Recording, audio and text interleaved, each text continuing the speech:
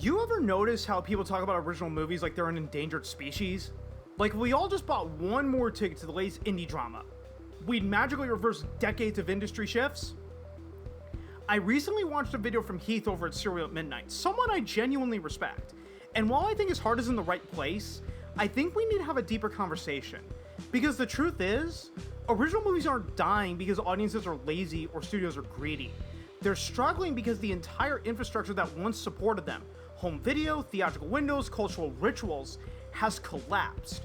And pretending otherwise does a disservice to the very films we're trying to champion. Now, before I go any further, I want to make something absolutely clear. This is not a personal attack. Every time I've emailed Heath over the years, he's been nothing but cordial with me. He's thoughtful, passionate, and genuinely loves physical media and underappreciated films. I've got nothing but respect for the guy. This isn't a takedown. It's a conversation, a response, a chance to dig deeper into the why behind the struggle of original films at the box office. So let's start with something Heath and I actually agree on. Movies like The Bikeriders and The Surfer are worth talking about. They're bold, they're original, and they're clearly made with passion. But we also have to be honest about why they don't perform theatrically. Take The Bikeriders, for example. Directed by Jeff Nichols, starring Austin Butler, Jodie Comer, and Tom Hardy, a stacked cast. It's a beautifully shot film inspired by Danny Lyon's photojournalism, and it evokes the spirit of the Wild One and Easy Rider with a modern lens. But here's the thing. Biker culture isn't mainstream anymore. It's niche, it's nostalgic. And while that doesn't make the film bad, in fact, it's probably what makes it good, it does mean it's not going to resonate with a wide audience. That's not a failure of the audience, that's just reality. We've seen this before. Hell Ride in 2008, straight to video. Even with Tarantino's name attached as a producer, it didn't move the needle. Because the audience for that kind of story is small, passionate, yes, but small. And here's where things get even trickier. Budget bloat. Let's look at the numbers. The Wild Angels and Easy Rider, two of the most iconic biker films ever made, were each produced for around $360,000. They were lean, rebellious, and didn't need to appeal to everyone. They just needed to connect with someone. Now compare that to The Bikeriders, which had a reported production budget of $30 to $40 million. That's a massive leap. And with that kind of budget comes pressure. Pressure to perform, pressure to appeal to a broader audience, pressure to justify the investment. Same goes for Black Bag, the David Kep Penn spy thriller directed by Steven Soderbergh. That film had a $50 to $60 million budget. It stars Cate Blanchett, Michael Fassbender, and a stacked ensemble. It received critical acclaim, 97% on Rotten Tomatoes, but it underperformed at the box office, grossing just $42.7 million worldwide. And that's the paradox. The more money you spend, the less freedom you have. You can't afford to be niche. You can't afford to take risks. You have to play it safe. And in trying to appeal to everyone, you often end up resonating with no one. Now, Heath also brings up The Surfer, Nicolas Cage's psychological thriller set on an Australian beach. And again, I get the appeal. Cage is magnetic. The film is weird, intense, and deeply committed to its vision. But it's also the kind of movie that, even in the pre-streaming era, would have struggled theatrically. And that brings us to one of the most famous examples of this phenomenon, Blade Runner. When Blade Runner was released in 1982, it underperformed at the box office, grossing just $41 million against a $30 million budget. Critics were divided, some praised its visuals and atmosphere, but others criticized its pacing and lack of action.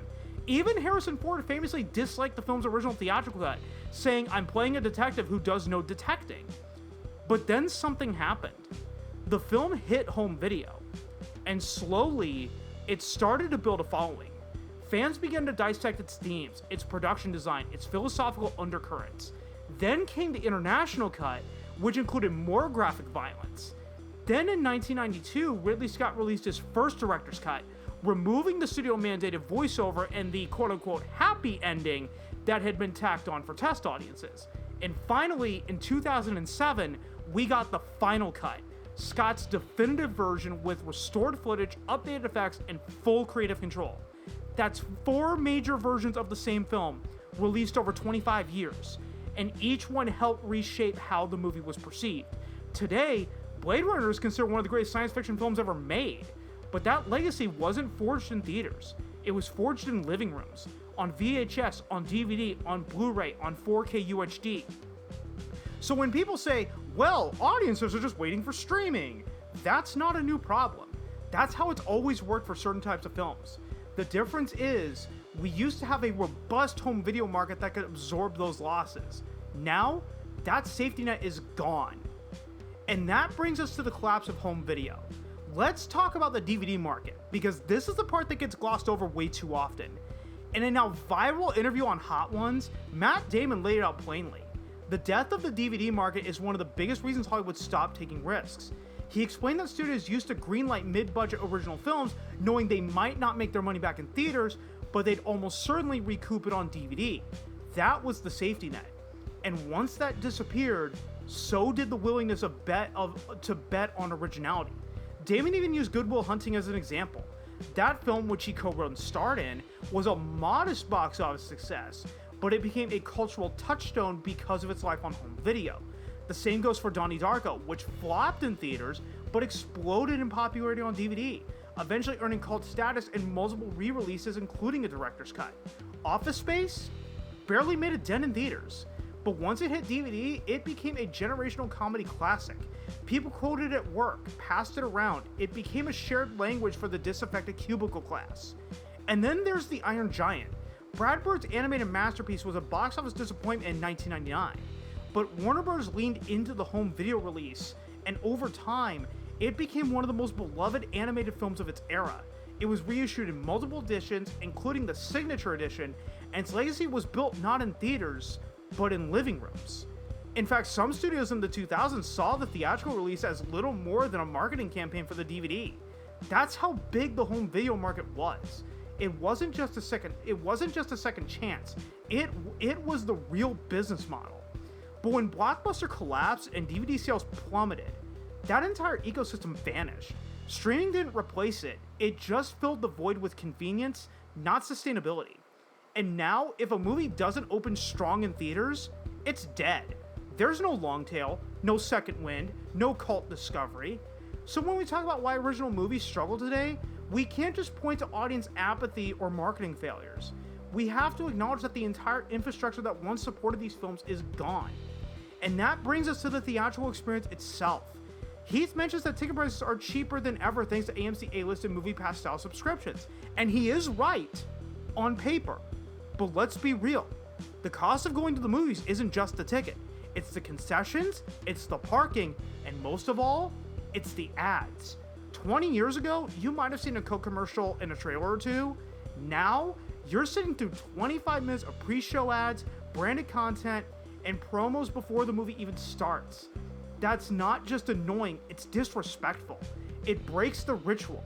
It tells the audience your time doesn't matter. So yeah, the ticket might be $5 with A-List, but the experience, it still feels expensive. And here's the part I really want to drive home. Audiences aren't irrational. They're not stupid, they're not lazy. They're responding to the environment they've been given. If you're asking people to leave their house, pay for parking, sit through ads, and spend $20 on popcorn, the movie better feel worth it.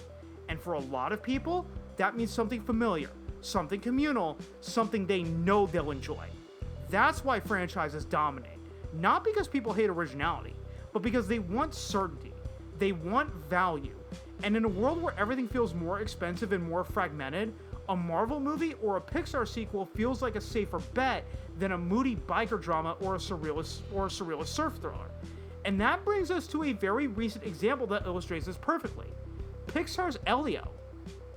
Elio was an original sci-fi animated film about a lonely boy who's mistaken for Earth's ambassador and abducted by aliens. It had all the ingredients of a Pixar classic: imaginative world building, emotional stakes, and a heartfelt premise. But despite a reported production budget of over $150 million, and some estimates placing it closer to $200 million after rewrites and reanimation, it opened to just $20.8 million domestically. That's the worst opening in Pixar's history, lower than their first film, Toy Story from 1995, unadjusted for inflation.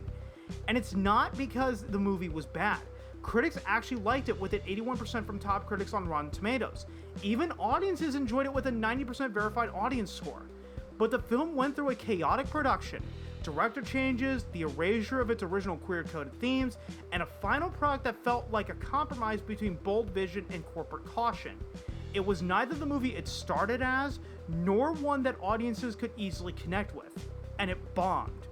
Now contrast that with what's working. Disney's live-action Lilo and Stitch remake, which has already made over $850 million globally, or DreamWorks' live-action How to Train Your Dragon, which is closing in on $500 million worldwide and has a sequel already in development.